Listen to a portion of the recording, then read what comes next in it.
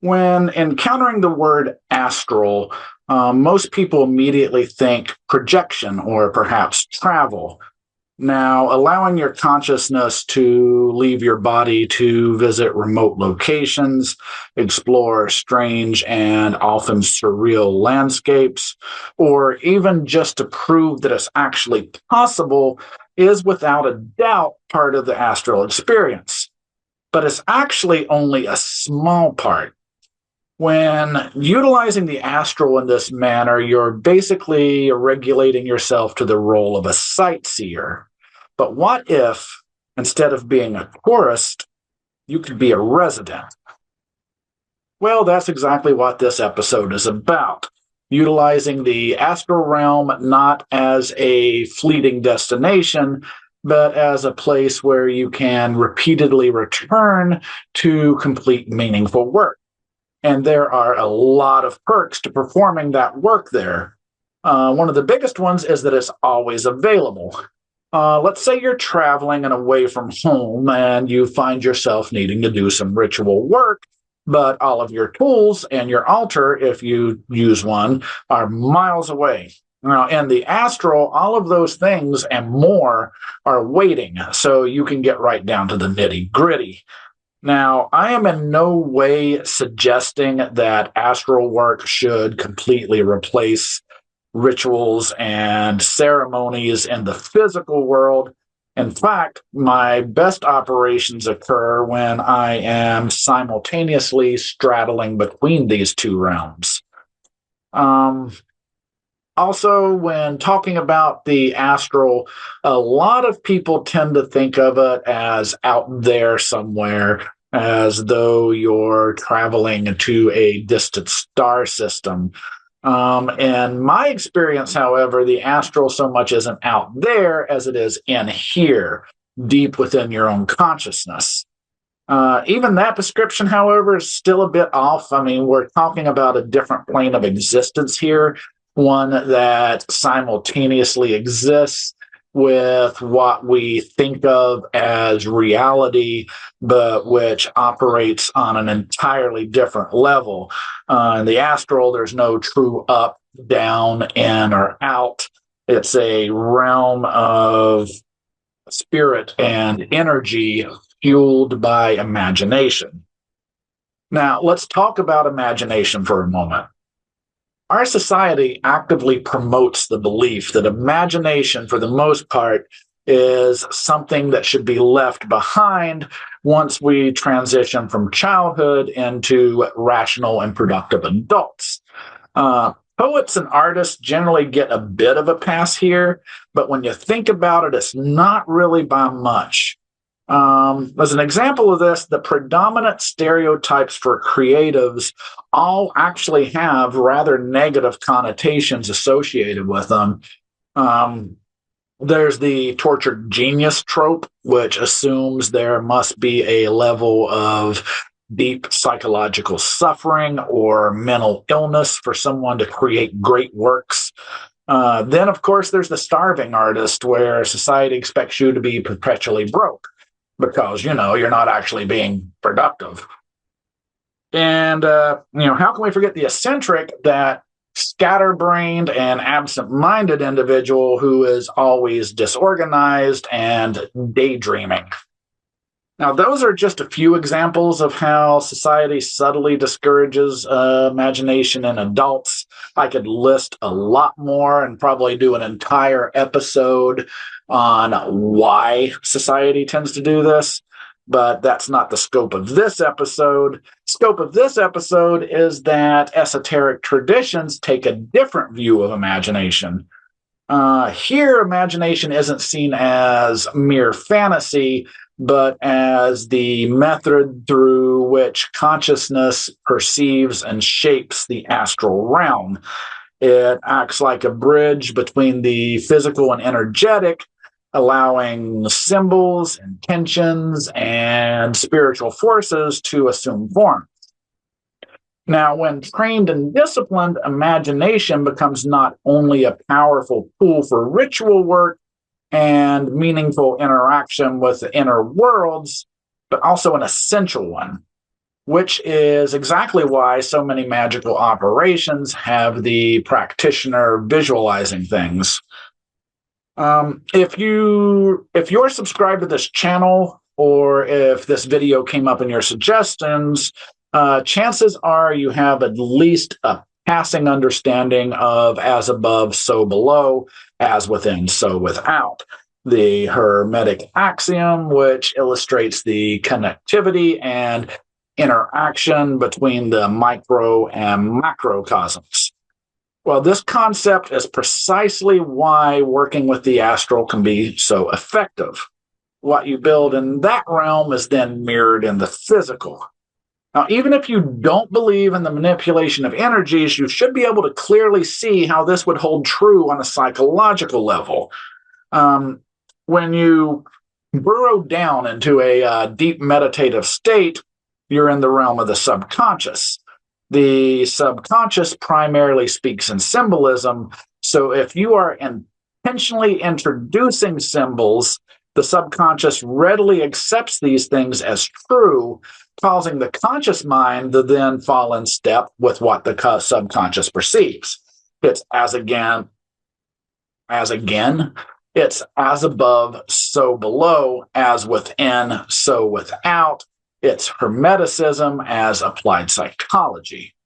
If you've watched some of my other videos, you've probably heard me mention that I don't really view science and spirituality as being mutually exclusive, that instead I see them as interconnected, and this is the perfect illustration of that. Now, you can simply go into the astral and perform your rituals and operations from a blank slate every time, and there's certainly nothing wrong with that.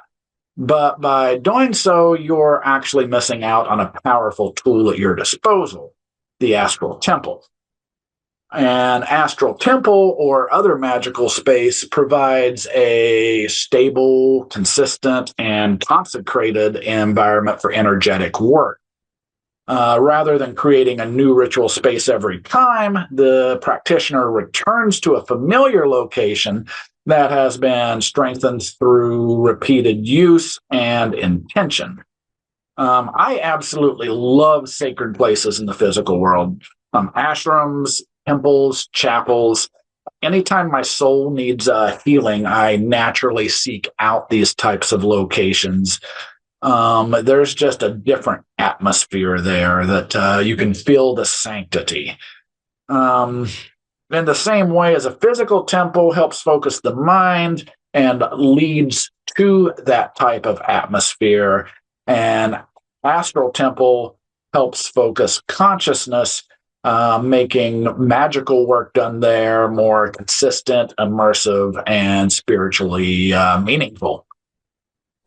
And the nice thing about building a sacred space in the astral is that, unlike in the physical, you are not limited by any of those pesky laws of physics, and your ritual space can literally be anything you want. So you want a ritual chamber where the walls transform to reflect the purpose of each individual working. And the astral, no problem. How about one where your tools defy gravity and gently levitate before you, waiting to be called into the service? Well, there the astral has you covered as well. Perhaps you don't even want what would normally be thought of as a temple. Perhaps you'd prefer to do your work in an outdoor circle of standing stones constructed on a slab of land that floats within an infinite sea of stars. If you can imagine it, in the astral, you can build it.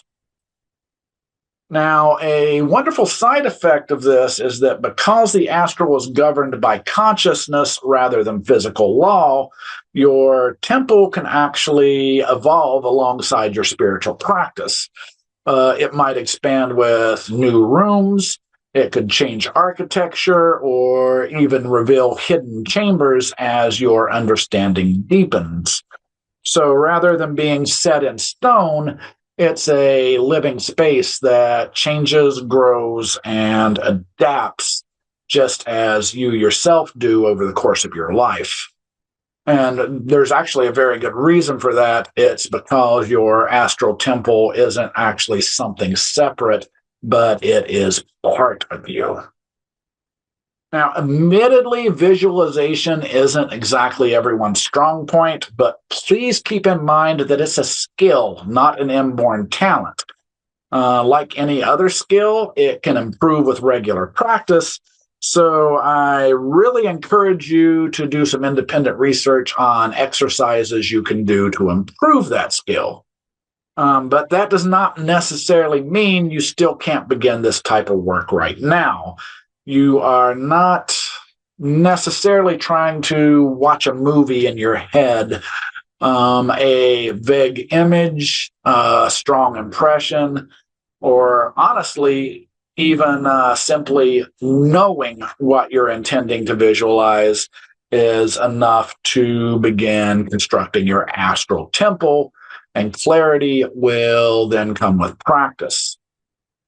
If you're still developing your visualization skills, I've also put together a video that is part guided visualization and part guided ritual that leads you into a deep, relaxed, meditative state, and then walks you through the construction and consecration of an astral temple. It's about an hour and a half, so it's a rather long, guided ritual. But this meditation is also paired with solfeggio. Do I pronounce that right? I've never known solfeggio. If I'm mispronouncing it, please let me know in the comments.